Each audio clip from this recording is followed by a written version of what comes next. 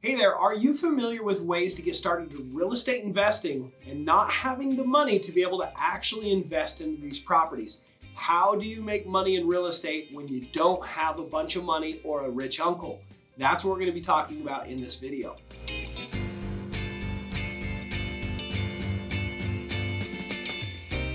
Hey everyone, welcome to the channel. If this is your first time, my name is Zack Boothe, and here we talk about everything driving for dollars and how to make an absolute fortune in real estate. So if you're new to this channel or if I haven't met you before, comment below and let me know why you're interested in getting started in real estate investing. So if you're here, you're probably in the research phase of getting started in real estate investing. You're not really sure the best way to get started, right? You may have heard about lots of different things like flipping houses. Maybe you've heard of wholesaling. Maybe you've heard of buy and hold investing. Maybe you're not sure if you should do multifamily or single family.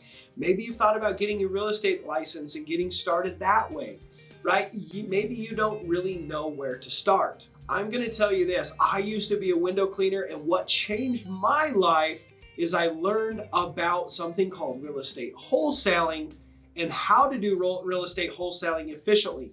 And I came up with a system called Driving for Dollars Mastery. Driving for Dollars is a way you find deeply discounted properties. In this video, we're going to be breaking down the best way to get started using real estate wholesaling and using Driving for Dollars to get started in real estate today and not have like a million things in your head of where should I start or how should I start.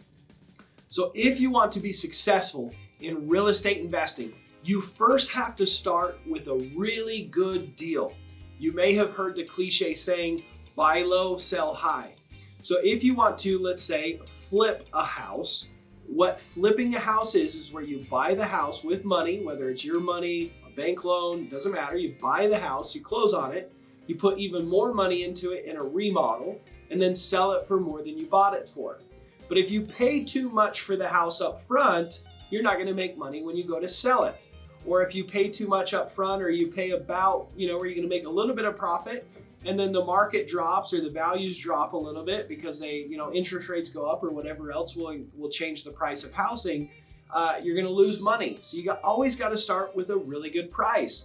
Or if you're gonna do what's called real estate wholesaling, where you put the property under contract to purchase, even if you don't necessarily have the cash to do so, but you find Bob the flipper or another flipper that's willing to close on that purchase contract you signed. That purchase contract, you need to have a paragraph that allows you to sell it to Bob the flipper, but you can assign that purchase contract to Bob the flipper, he closes on it, and you get a fee. You get what's called an assignment fee. So let's say you have it under contract for $100,000, Bob's willing to pay $120,000 total for the house, so you write a contract that you'll assign your purchase contract over to Bob for $20,000. So you can make $20,000 just flipping the purchase contract. That's called wholesaling. But that can't be possible unless you get it at a big old discount to where it still makes sense for Bob, the investor, right? The other way that you can make money, which I do a lot of as well, is where you just buy the property and turn around and sell it as is, right? It's known as wholesaling. You don't have to do any remodeling. Maybe you just clean it. But there's not a lot of money that goes in after you purchase the property.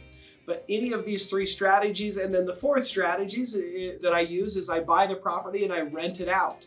But if I pay too much for the property and I get a loan for it, the cost of my loan and my monthly expenses are going to be more than what I can rent the house for. So I'm going to lose money every single month by holding that rental, which is not ideal, right? I want to make money with every investment. So if you want to make money doing any of these things, right, you have to first start with a discounted deal. So if you feel overwhelmed, if you're unsure of where to get started, if you want to flip or wholesale or buy and hold investing, you first have to understand that it doesn't really matter which one you use if you can't find discounted opportunities. So my suggestion is that's what you learn first. I used to be a broke window cleaner, and what completely changed my life was what's called Driving for Dollars. And I'm about to break that down for you. Before we go into Driving for Dollars, make sure you hit that like button. And if you're not subscribed and hit that bell icon so far, please do so you guys get more value and learn more about doing real estate wholesaling, flipping, buy and hold investing, and taking advantage of the way that I make all my money, which is driving for dollars. So hit that like button. So the question you may have is, okay, I want to buy properties at 50 cents on the dollar, but that's not possible. It's too competitive right now. It's not possible. That is completely not true. It is completely possible. Myself and my students all across the country are doing this, right? We're consistently finding properties at a massive discount. How is that possible, and why would anyone sell at a discount? So when someone wants to sell their house at a discount, there's a reason behind it. Many people think that don't understand the process. They might say it's because they're down on their luck. And that's not necessarily true.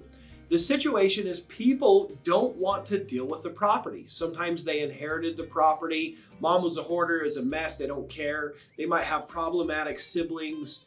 It might be an old rental of theirs. They just don't want to deal with it anymore. It's a pain in the butt. The tenants are driving them crazy, and the tenants cooked meth in there, and it's shut down, and the city won't let them in there. And the health department has to check off the meth remediation, and a full remodel needs to be done. And they just don't care. They're done, right?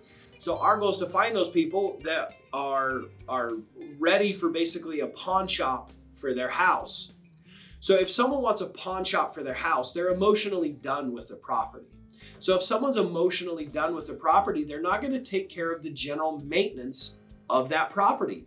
They're not going to mow the grass. The grass is going to be high. There's going to be, it might even be completely abandoned or vacant. There's going to be obvious physical signs, peeling paint, garbage, debris.